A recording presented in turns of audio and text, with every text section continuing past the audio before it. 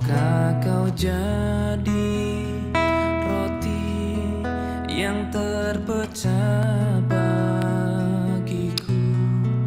Maukah kau jadi anggur yang tercurah bagiku? Maukah kau jadi saksi memberitakan Injilku, melayani, mengasihi lebih sungguh.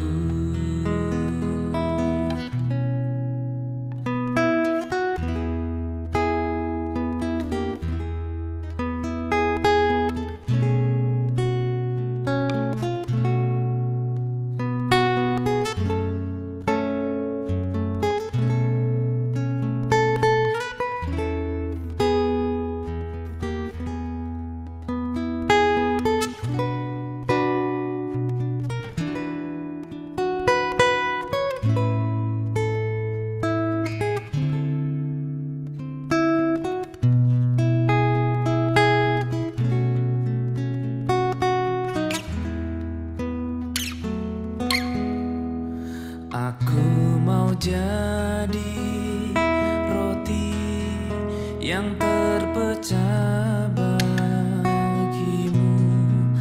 Aku mau jadi anggur yang tercurah bagimu. Aku mau jadi saksi memberitakan Injilmu, melayani, mengasihi lebih sungguh. Tuhan lebih dulu melayani kepadaku, melayani, mengasihi lebih sungguh,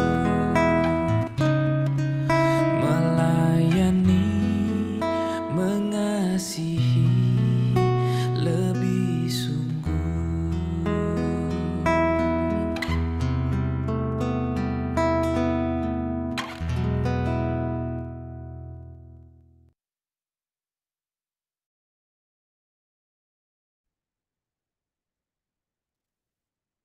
Terima kasih Bapa di surga.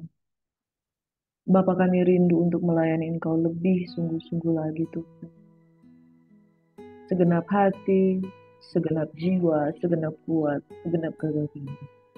Kami mau mempersembahkan di hadapan Tuhan Yesus yang memberikan kami anugerah untuk bisa menjadi anak-anak-Mu, melayani dengan kesungguhan, melayani dengan cara yang berkenan kepada Tuhan. Bapak, terima kasih Tuhan, pagi hari ini kami bangun dengan tubuh yang sehat diberkati. Kami rindu untuk membaca dan merenungkan firman-Mu, dan dididik, diajar, dituntun oleh kebenaran firman-Mu. Sebab segala tulisan yang diilhamkan oleh Allah bermanfaat untuk mengajar, menyatakan kesalahan, memperbaiki kelakuan, dan mendidik orang di dalam kebenaran. Biarlah kebenaran dan sabda-Mu Tuhan memberkati kehidupan kami. Pagi hari ini kami rindu untuk membaca firman di dalam nama Yesus. Haleluya. Amin. Shalom. Selamat pagi saudara-saudara yang diberkati oleh Tuhan Yesus Kristus. Mari pada pagi hari ini kita akan terus membaca dan merenungkan Injil Matius. Firman Tuhan dari Matius 20 ayat 17 hingga ayat 19. Firman Tuhan berkata seperti ini. Ketika Yesus akan pergi ke Yerusalem, ia memanggil ke-12 muridnya tersendiri dan berkata kepada mereka di tengah jalan, sekarang kita pergi ke Yerusalem, dan anak manusia akan diserahkan kepada imam-imam kepala dan ahli-ahli Taurat, dan mereka akan menjatuhi dia hukuman mati, dan mereka akan menyerahkan dia kepada bangsa-bangsa yang tidak mengenal Allah, supaya ia diolok-olokkan, disesah, dan disalibkan, dan pada hari ketiga ia akan bangkit. Bapak Ibu Saudara yang diberkati oleh Tuhan Yesus Kristus, jikalau kita membaca judul perikop dari firman Tuhan ini dari ayat 17 hingga ayat yang ke-9, judulnya adalah pemberitahuan ketiga tentang penderitaan Yesus. Saudara, sudah 3 kali Yesus memberitahukan tentang fakta bahwa dia akan menderita. Dia akan mati di kayu salib. Dia akan diolok-olokkan, saudara. Bahkan dengan detail dikatakan, anak manusia akan diserahkan. Diserahkan kepada imam-imam kepala dan ahli-ahli Taurat. Dan mereka akan menjatuhi dia hukuman mati. Mereka akan menyerahkan dia kepada bangsa-bangsa yang tidak mengenal Allah, yaitu bangsa Romawi pada waktu itu, supaya ia diolok-olokkan, disesah, dan disalibkan, dan pada hari ketiga ia akan dibangkitkan. Saudara, ini bukan lagi sekedar pemberitahuan, ini adalah penyingkapan, saudara. Dan ini sudah ketiga kalinya Yesus memberitahukan tentang penderitaannya. Saya mau katakan bahwa ketika kita berjalan bersama dengan Tuhan, apa yang akan dia kerjakan di masa yang akan datang, dia akan singkapkan kepada orang-orang yang dekat dengan dia. Kedua belas muridnya ya berjalan bersama dengan Yesus di Yerusalem, termasuk di dalamnya Yudas. Tapi Yudas sendiri dia tidak tahu bahwa dialah yang akan menjadi pengkhianat. Segala sesuatu Tuhan tahu. Masa depan kita, saudara, Tuhan tahu. Apa yang akan terjadi Tuhan tahu.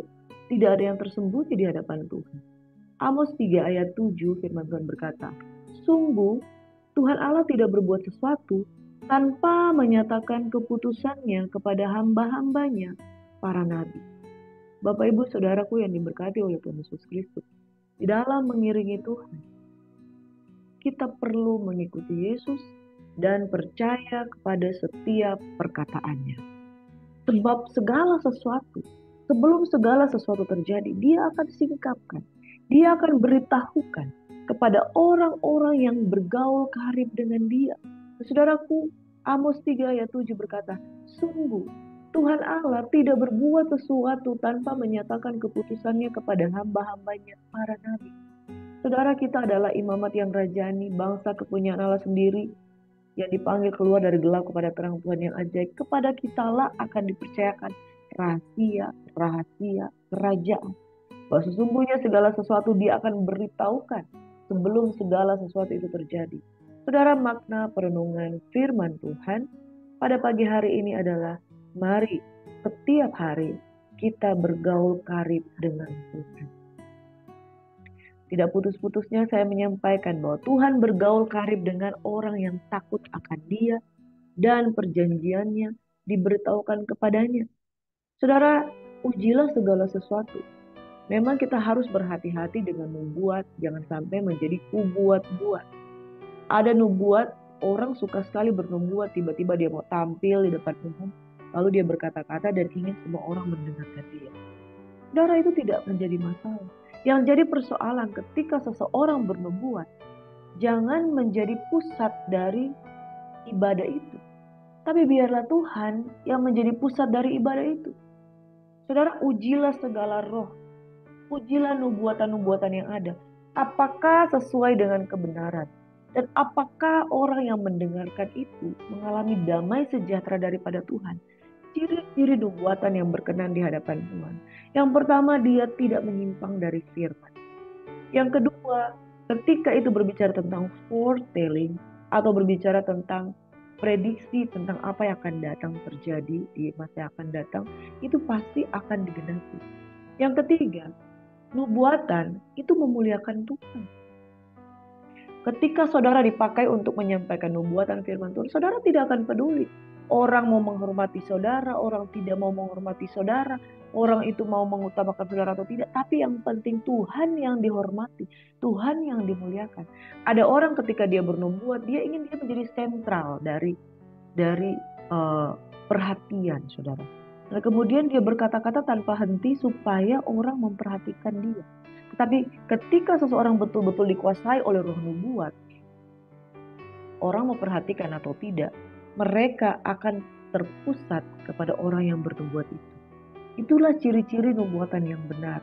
Ketika dia tidak menyimpang dari firman, ketika dia menyampaikan foretelling atau prediksi, yang akan terjadi, dia akan tergenapi. Atau foretelling, atau penguatan-penguatan afirmasi, saudara. Orang-orang di sekitar yang mendengarkan nubuatan itu akan dikuatkan. Yang ketiga, yang akan menjadi pusat perhatian dari jemaat yang ada di sekitar, itu adalah firman-Nya, itu adalah figur Yesusnya, bukan pribadi orang itu, saudara. Adakala orang ketika dia merasa tertolak, dia tidak didengarkan nubuatannya, dia menjadi tersinggung dan menyalahkan banyak orang. Saudaraku yang diberkati oleh Tuhan Yesus Kristus, sekali lagi, ujilah segala nubuatan kebenaran firman Tuhan. Sebab orang yang melayani, dia melayani bukan untuk dirinya sendiri, tapi dia melayani Tuhan. Dia melayani jemaat Tuhan. Apa yang dia ucapkan untuk mempermuliakan nama Tuhan.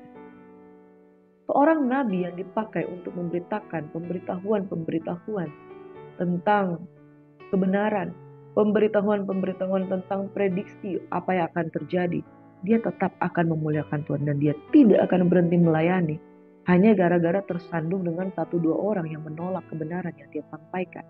Yesus memberitahukan segala sesuatu tentang penderitaan dia. Dia memberitahukan kepada murid-muridnya, orang-orang terdekat dengan dia. Karena kenapa? Kalau dia beritahukan kepada para ahli Taurat, mereka akan mencemooh dia, mereka akan menertawakan, mereka akan menolak pribadi Yesus. Saudara, cemooh, penolakan tidak akan mengubah keputusan Tuhan untuk tetap mengerjakan apa yang sudah dia tetapkan. Sebab itu saudara, ujilah segala perkataan, ujilah segala nubuatan, karena tidak pernah nubuatan-nubuatan dihasilkan dari keinginan seorang sendiri. Pada pagi hari ini ada dua judul perikop yang kita akan renungkan. Yang pertama tentang pemberitahuan, ketiga tentang penderitaan Yesus. Pemberitahuan ini yang sudah ketiga kalinya, saudara. Yang pertama dan yang kedua dia sudah sampaikan. Ketiga kali dia sampaikan. Tidak pernah Tuhan tidak menyatakan segala sesuatu sebelum dia menyampaikan kepada hamba-hambanya, para nabi. Dan kalau sudah disampaikan, dia akan mengerjakannya. Itu sebabnya saudara, mari bergaul kreatif dengan Tuhan, supaya setiap perkataan Yesus dia singkapkan kepada orang-orang yang takut akan Engkau. Dan ujilah segala sesuatu. Setiap kebenaran itu harus digenapi dan itu akan berpusat kepada Kristus, bukan berpusat pada manusia, bukan berpusat pada para nabi, bukan mempermuliakan para nabi atau para rasul, para hamba-hamba Tuhan, tetapi selalu kepada Kristus. Perenungan yang kedua, bukan memerintah, melainkan melayani.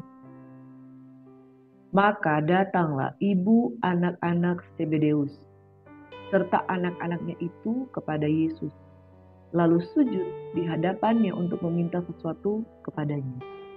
Anak-anak Zebedeus itu adalah Yohanes dan Yakobus. Kata Yesus, apa yang kau kehendaki? Jawabnya, berilah perintah supaya kedua anakku ini boleh duduk kelak dalam kerajaanmu, yang seorang di sebelah kananmu dan yang seorang lagi di sebelah kirimu. Tetapi Yesus menjawab katanya, kamu tidak tahu apa yang kamu. Dapatkah kamu minum cawan yang harus kami minum? Kata mereka kepadanya, kami dapat.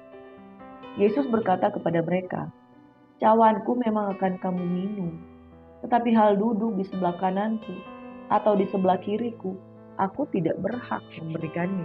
Itu akan diberikan kepada orang barang siapa, bagi siapa Bapakku telah menyediakannya. Mendengar itu, marahlah ke-10 murid yang lain pada kedua saudara itu. Haleluya, saudara. Jadi pada zaman dulu ternyata sudah biasa juga terjadi lobby-lobby, ya, saudara. Ibu dari anak-anak Zebedeus ini Yohanes dan Yakobus, kedua murid Yesus yang Yesus kasihi bersama-sama dengan Petrus. Ketiga murid ini adalah murid yang melihat Yesus ketika dia mengalami transfigurasi atau perubahan wujud ke dalam tubuh kemuliaan yang dimuliakan di awan kemuliaan oleh Bapa. Tiga murid Yesus ini yaitu Petrus, lalu kedua anak Zebedeus yaitu Yohanes dan Yakobus. Mereka sangat dekat dengan Tuhan. Tapi mereka juga walaupun dekat dengan Tuhan masih lagi menggunakan orang tuanya untuk lobby-lobby.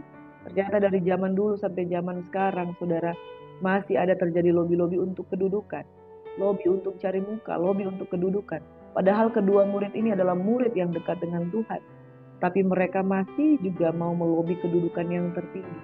Saudara, ketika kita hidup tanpa pengertian dan tanpa pengenalan yang benar akan Tuhan, maka semua orang bisa menyimpang.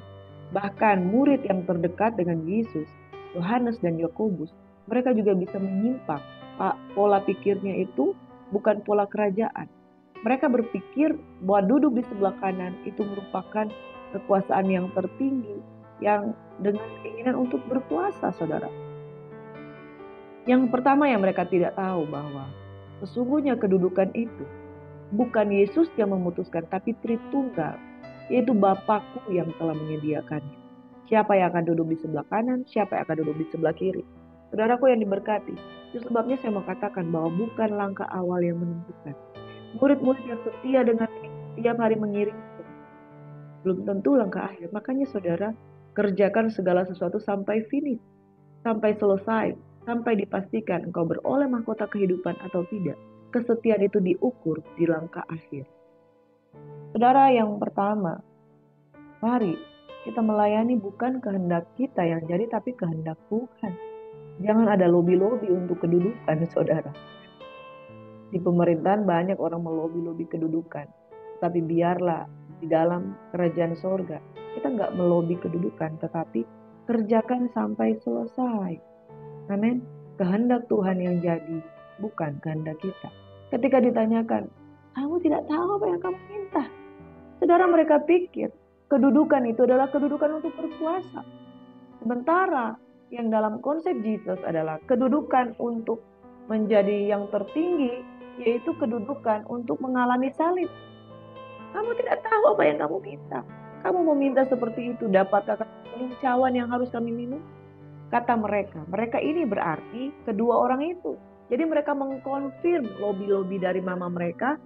Mereka mengkonfirm bahwa itu juga keinginan mereka untuk duduk di sebelah kanan Allah. Kata mereka, kami dapat.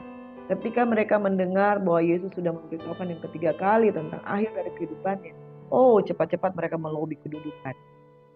Kedudukan yang diminta, duduk di sebelah kanan, duduk di sebelah kiri, menjadi orang pertama dan orang kedua, orang tangan kanan dan tangan kiri Yesus.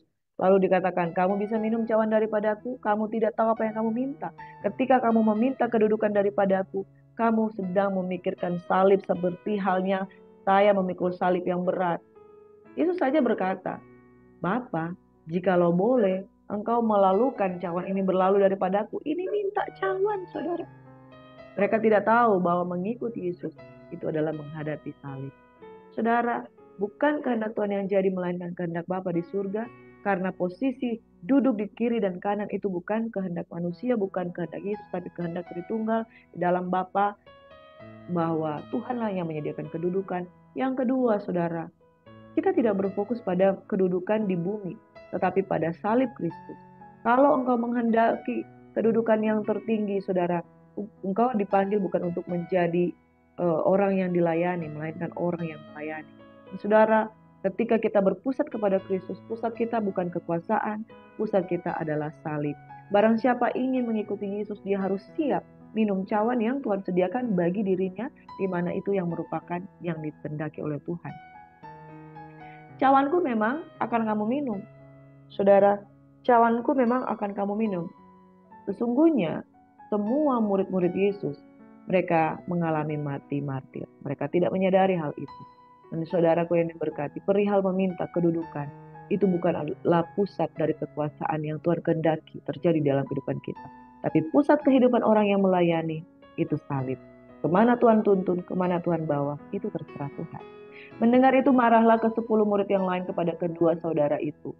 Tetapi Yesus memanggil mereka lalu berkata, kamu tahu bahwa pemerintah-pemerintah bangsa-bangsa memerintah rakyatnya dengan tangan besi, dan pembesar-pembesar menjalankan kuasanya dengan keras atas mereka. Tidaklah demikian di antara kamu. Barang siapa ingin menjadi besar di antara kamu, hendaklah ia menjadi pelayan. Dan barang siapa ia ingin menjadi terkemuka di antara kamu, hendaklah ia menjadi hambamu.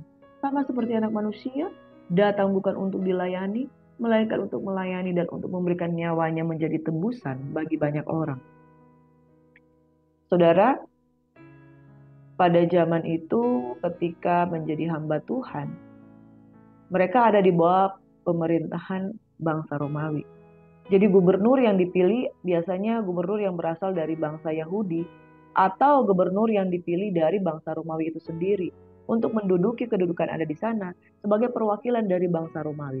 Lalu ahli Taurat, orang-orang Farisi, imam-imam kepala yang pada zaman itu memerintah, pada zaman pemerintahan Yesus, mereka adalah orang-orang yang sudah diberikan kedudukan secara layak sebagai hamba-hamba di di sinagog, ya. Saudara, mereka memerintah dan diberikan kedudukan-kedudukan.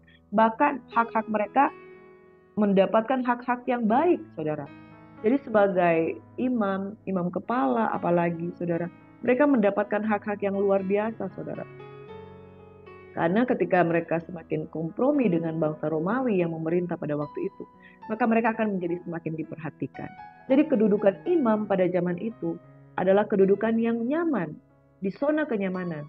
Mungkin murid-murid menyadari kalau mereka mendapat kedudukan yang sama baiknya sebagai hamba Tuhan, duduk di sebelah kanan dan di sebelah kiri dari Yesus Kristus, mereka akan memiliki kedudukan juga kenyamanan yang sama seperti yang dialami para imam dan ahli-ahli Taurat. Dan saudaraku yang diberkati, yang tidak mereka pahami bahwa Yesus datang dengan kerajaan yang berbeda dengan kerajaan Romawi. Romawi datang untuk memerintah dengan tangan besi, pembesar menjalankan kuasanya dengan keras. Tapi yang Tuhan ajarkan tentang kerajaan surga tidaklah demikian di antara kamu. Barang siapa menjadi besar di antara kamu, hendaklah ia menjadi pelayanmu. Barang siapa ingin menjadi yang terkemuka di antara kamu, hendaklah ia menjadi hamba. Seperti anak manusia datang bukan untuk dilayani, melainkan untuk melayani dan untuk memberikan nyawanya menjadi tebusan bagi banyak. Yesus sudah mengajarkan tentang kerajaan sorga. Kerajaannya tidak sama seperti kerajaan yang ada di muka bumi. Saudara, jadi kita dipanggil untuk melayani, bukan untuk dilayani. Kita kalau mau menjadi yang terbesar, harus menjadi yang terkecil, yang memberikan diri untuk melayani sesama.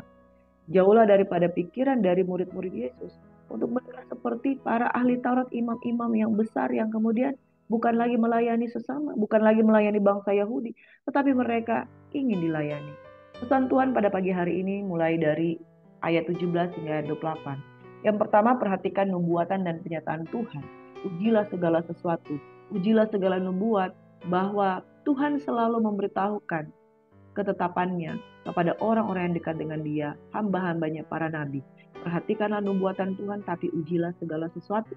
Yang kedua, kita dipanggil bukan untuk dilayani, tapi untuk melayani. Kita dipanggil untuk melayani, bukan untuk dilayani. Maka sebagai hamba Tuhan, jangan mengejar kedudukan, jangan melobi-lobi kursi, tetapi biarlah kita lakukan segala sesuatu untuk melayani Raja di atas segala raja dan jemaatnya dan jiwa-jiwa. Barang siapa ingin menjadi besar, hendaklah ia menjadi pelayan. Saudara, pemerintah adalah pelayan rakyat. Pemerintah adalah pelayan Tuhan. Hamba-hamba Tuhan adalah pelayan jemaat. Maka saudara, jangan berpusat pada kursi dan kedudukan. Tetapi mari kita berpusat kepada kehendak Bapa. Kerajaanmu datang, kehendakmu jadi di bumi seperti di surga. Amin. Tidaklah demikian di antara kamu. Barang siapa ingin menjadi besar di antara kamu, hendaklah ia menjadi pelayanmu. Dan barang siapa ingin menjadi terkemuka di antara kamu, hendaklah ia menjadi hamba. Sama seperti anak manusia datang bukan untuk dilayani, melainkan untuk melayani dan memberikan nyawanya menjadi tebusan bagi banyak orang. Amin. Tuhan memberkati kita, saudara. Mari angkat kedua tanganmu. Katakan, terimalah berkat Tuhan dalam nama Yesus. Tuhan memberkati engkau dan melindungi engkau. Tuhan menyinari engkau dengan wajahnya dan memberikan engkau kasih karunia. Tuhan menghadapkan wajahnya kepadamu dan memberikan engkau damai sejahtera.